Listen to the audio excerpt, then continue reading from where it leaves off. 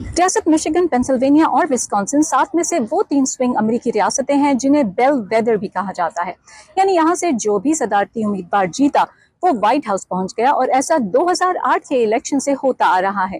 اسی وجہ سے اس سال کے امریکی صدارتی انتخابات میں بھی ان تینوں ریاستوں پر خصوصی نظر ہے۔ 1988 سے مشیگن میں مسلسل ڈیموکریٹک پارٹی جیتتی آئی تھی، لیکن پھر 2016 میں یہاں ایک اپ سیٹ ہوا جب ریپبلکن صدارتی امیدوار ڈونلڈ ٹرمپ نے ڈیموکریٹک امیدوار ہلیری کلنٹن کو 11,000 سے بھی کم ووٹوں سے شکست دے دی۔ 2020 کے انتخابات میں موجودہ صدر جو بائیڈن نے ڈونلڈ ٹرمپ کو ہرا کر پھر سے ڈیموکریٹک پارٹی کو جیت دلائی۔ ان کے درمیان تقریباً 1.5 لاکھ ووٹوں کا فرق تھا، اور یوں مشیگن ایک اہم سوئنگ ریاست بن گئی۔ ریاست مشیگن کے 15 الیکٹرل کالج ووٹس ہیں۔ مشیگن امریکہ کی سب سے بڑی آٹو انڈسٹری ہے، اور امریکہ بھر کی 21% سے زیادہ گاڑیاں یہیں بنائی جاتی ہیں۔ لہٰذا آٹو انڈسٹری میں جابز، سپلائی چین اور تمام متعلقہ معاملات کے حوالے سے سیاسی جماعتوں کے منصوبے یہاں کے ووٹرز کے لیے اہم ہیں۔ اس بار معیشت، امیگریشن، ابورشن اور غزہ جنگ یہاں کے ووٹرز کے اہم ایشوز ہیں۔